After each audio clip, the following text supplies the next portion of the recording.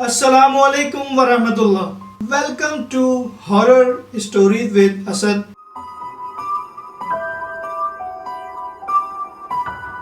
सबसे पहले अपनी अटेंडेंस ज़रूर लगाइएगा।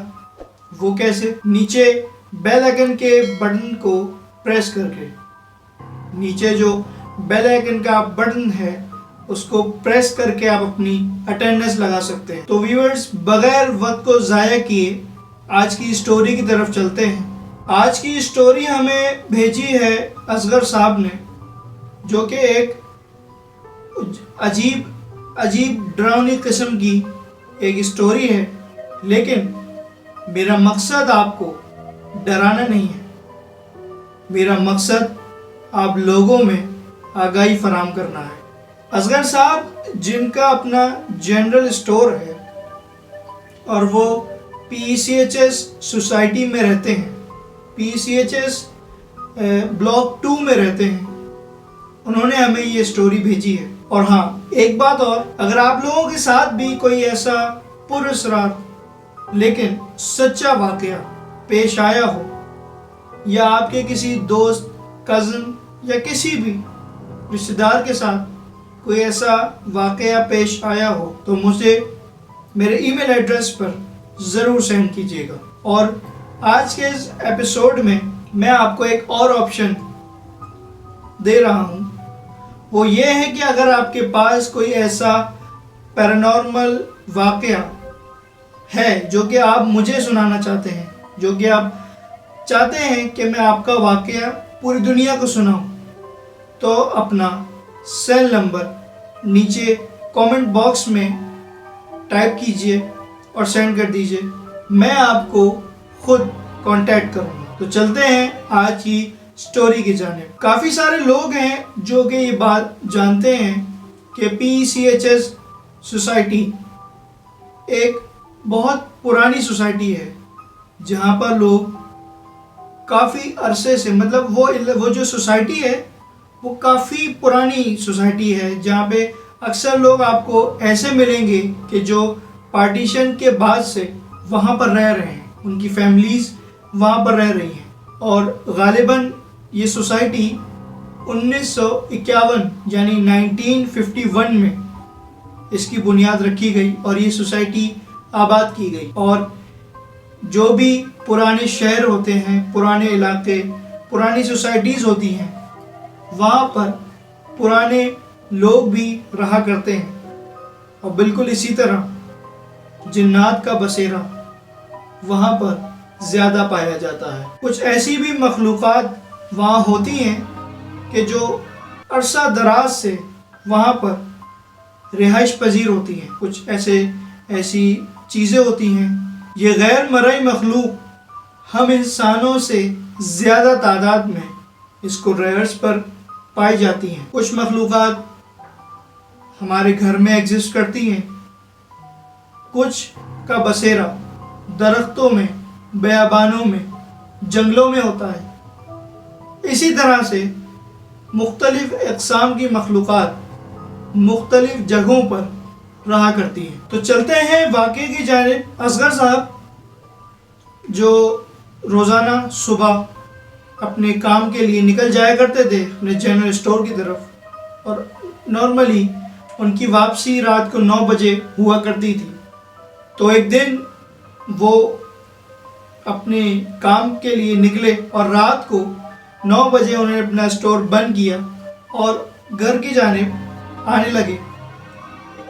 रास्ते में उनको वॉशरूम की हाजत महसूस हुई। जैसा कि आप जानते हैं कि कई लोग होते हैं जो कि रास्ते में कहीं पर भी वॉशरूम जो वगैरह या इस तरह की चीज़ें आपकी नज़र पड़ती है कि लोग इस तरह की हरकत करते हैं, जो कि एक बहुत ख़तरनाक बात है। हम लोगों को इस बात का बहुत ख्याल रखना चाहिए कि किसी भी ऐसी सुनसान जगहों पर, किसी दरख्त के नीचे या किसी ऐसी जगह पर कई मखलूक़ात पाई जाती हैं, और गंदगी में, सुनसान जगहों पर ख़राब मखलूक़ात या شیطانی مخلوقات بھی پائی جاتی ہیں۔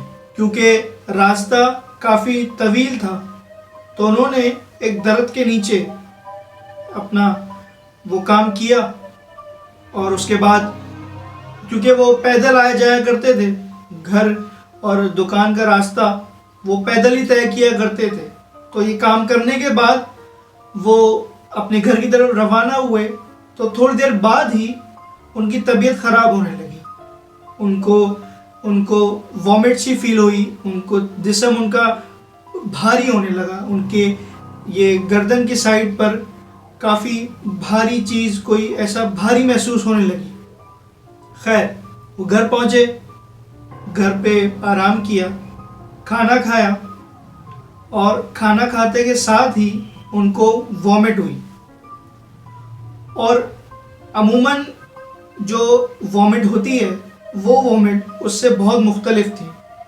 اس کی اسمیل اتنی خراب تھی کہ پورے گھر میں وہ بدبو پھیل چکی تھی، اور اس وامٹ میں کچھ عجیب سی چیزیں اس میں سے نکلیں، جو کہ دیکھ کر گھر والے بھی کافی پریشان ہو گئے۔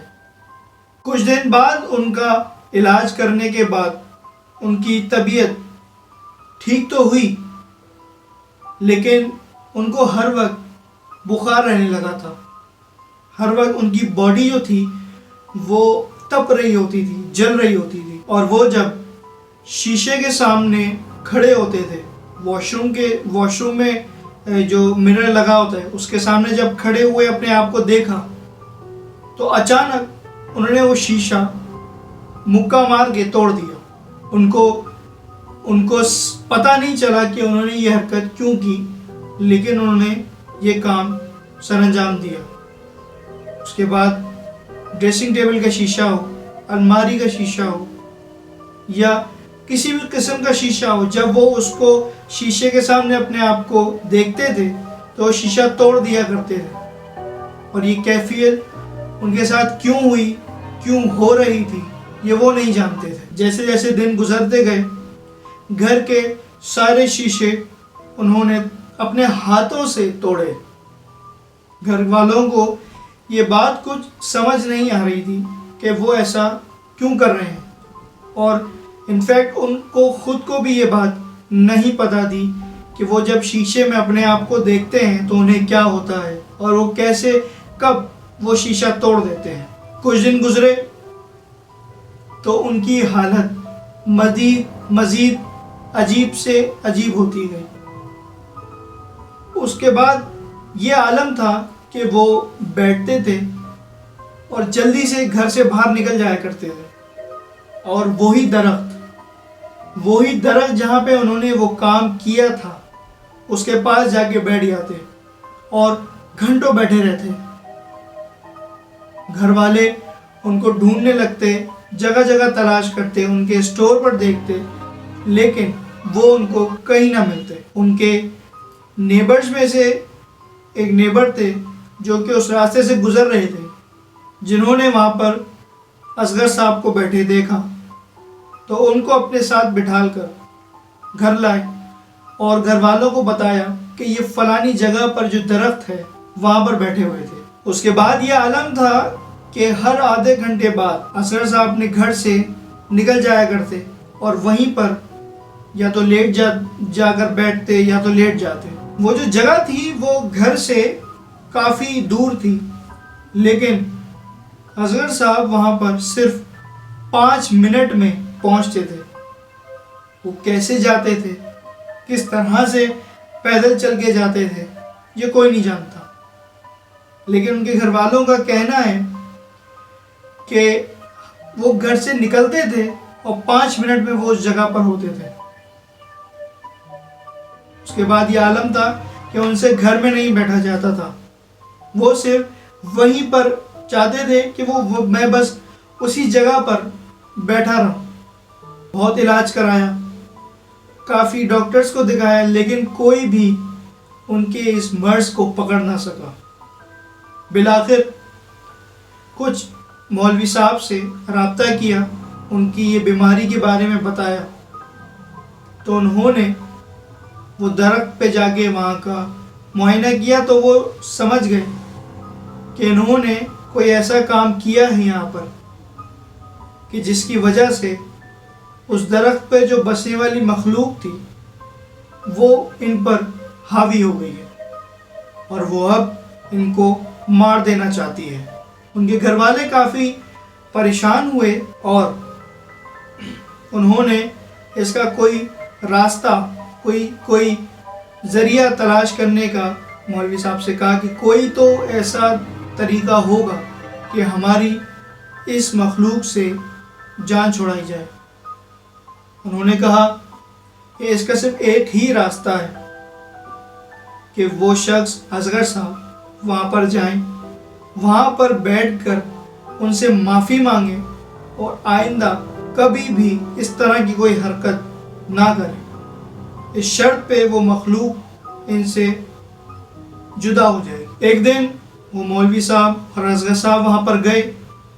वहाँ पे जाके मौलवी साहब ने अपनी कुरानी आयात या जो भी चीज़ें थी वज़ाइफ वो उन्होंने वहाँ पे पढ़े।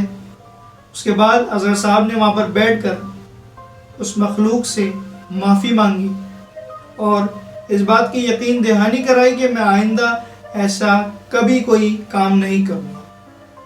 तब जाके उनकी तबीयत बेहतर हुई और वो ये कहते हैं कि अभी भी मेरे घर वाले जब मुझे ये बात बताते हैं कि मैं इस कैफियत से दो चार था तो मुझे उनकी बातों पे यकीन नहीं होता, लेकिन वो कहते हैं कि मेरे घर वाले अभी भी मुझसे खौफ या डरा करते हैं।